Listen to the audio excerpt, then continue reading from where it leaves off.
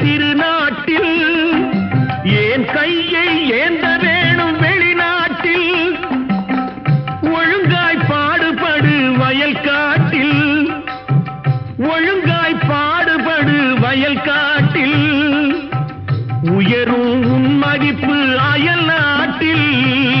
விவசாயி விவசாயி